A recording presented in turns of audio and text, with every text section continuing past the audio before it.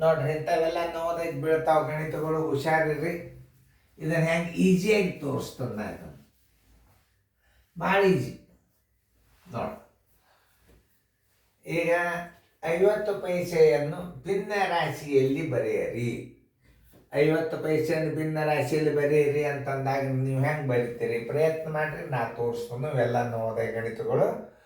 ಈಗ 50 ಪೈಸೆ ಅದ. ಈಗ 50 ಪೈಸೆ ಭಿನ್ನ ರಾಶಿ ಬರೀರಿ ಅಂದ್ರೆ ಪೈಸೆ ಅಂದ್ರೆ ರೂಪಾಯಿ ಪೈಸೆ ಎಷ್ಟು? 100 ಈಜುಕೊಳ್ತು 51 52 ಬರೋಬ್ಬರಿ 1/2 ಭಿನ್ನ ರಾಶಿ.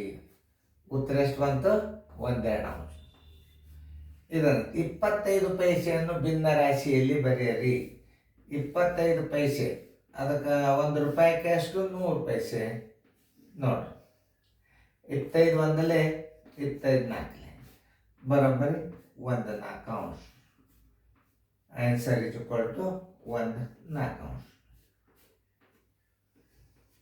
ಅಲ್ಲಿ ನೋಡಿ 5 ರೂಪಾಯಿ 20 ಪೈಸೆ 13 ರೂಪಾಯಿಯ ಎಷ್ಟನೇ ಭಾಗವಾಗುತ್ತದೆ?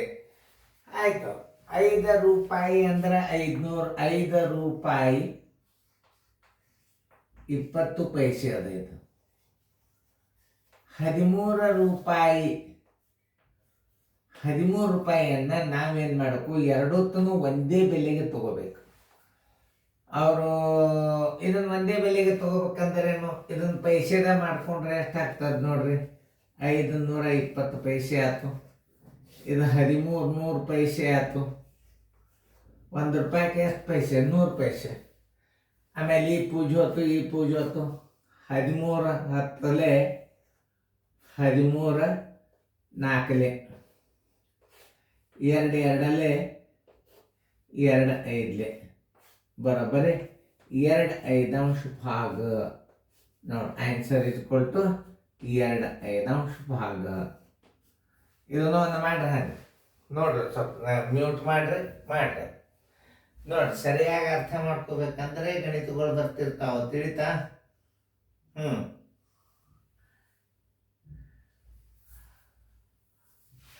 ನೋಡ್ರಿ 7 ರೂಪಾಯಿ 50 ಪೈಸೆ. 7 ರೂಪಾಯಿ 50 ಪೈಸೆ ಅದ. ಕೆಳಗೆ ಏನದ? ಇದು ರೂಪಾಯಿ ಅದ, ಇದು ಪೈಸೆ ಅದ. ಕೆಳಗೆ ಏನದ? 15 ರೂಪಾಯಿ ಅದ. ಇದನ್ನು ಒಂದೇ ಮಾನಕ್ಕೆ ತಗೋಬೇಕು. ಅಂದರೆ ಇದು 750 ಪೈಸೆ ಆಯ್ತು.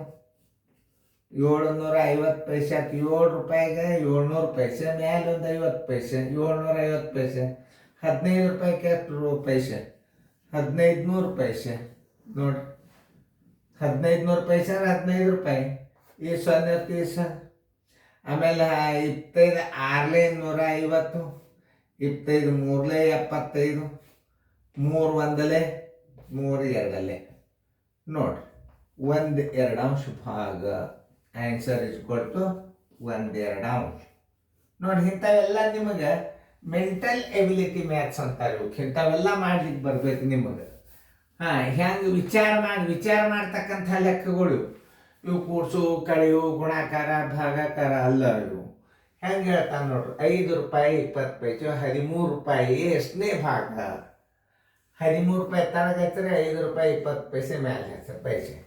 ಆಮೇಲೆ ಇದನ್ನ 5 ರೂಪಾಯಿ 20 ಅಂದ್ರೆ 520 ಪೈಸೆ ಆಯ್ತು. 13 ರೂಪಾಯಿ ಅಂದ್ರೆ 1300 ಪೈಸೆ ಆಯ್ತು.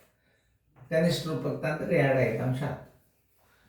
ನೋಡಿ 7 ರೂಪಾಯಿ 50 ಪೈಸೆ ಅದ. 750 ಪೈಸೆ ಆಯ್ತು. 15 ರೂಪಾಯಿ ಅಂದ್ರೆ 1500 ಪೈಸೆ ಆಯ್ತು. ನೋಡಿ 1/2 ಭಾಗ. ಇಲ್ಲಿ ನೋಡಿ ಏನು ಮಾಡ್ಯಾನ? 50 ಪೈಸೆ ಭಿನ್ನ ರಾಶಿಯಲ್ಲಿ ಬರೀರಿ. ಮಾನ 50 100 ಪೈಸೆ. ಏನೂ ಪಟ್ಟಿಲ್ಲ ಅಂದ್ರೆ 1 ರೂಪಾಯಿ ಅದಂತ ತಿಳ್ಕೊಬೇಕು. 100 ಯಾಕೆ ಹೆಚ್ಚಿದ್ರಿ ಸರ್? ಏನೂ ಇಲ್ಲ ಅಂದ್ರೆ ತಾಳಗೆ 1 ರೂಪಾಯಿ ಅದಂತ ತಿಳ್ಕೊರಿ. ಹಿಂಗೆ ಅರ್ಥ ಮಾಡ್ಕೋಬೇಕು ಗಣಿತಗಳನ್ನು. ಇಲ್ಲಿ ನೋಡ್ರಿ 25 ಪೈಸೆ ಅದ, ತಾಳಗೆ 1 ರೂಪಾಯಿ ಹಚ್ಕೊಳ್ಳೇಬೇಕು ನೀವು. ಸಂಖ್ಯೆ ಕೊಟ್ಟಿಲ್ಲ, 1 ರೂಪಾಯಿ ಹಚ್ಕೊಂಡಾಗ ಏನಾಯ್ತು? 100 ಪೈಸೆ ಆಯ್ತು. 25 1 25 4 ಉತ್ತರ 1/4. ಇವೆಲ್ಲ ಮೆಂಟಲ್ ಎಬಿಲಿಟಿ ಲೆಕ್ಕ ಬರ್ತಾವೆ. ಚೆನ್ನಾಗಿ ನೋಡ್ಕೊರಿ, ಮುಂದಿನ ಅಭ್ಯಾಸ ಚೇಂಜ್ ಆಗ್ತದೆ.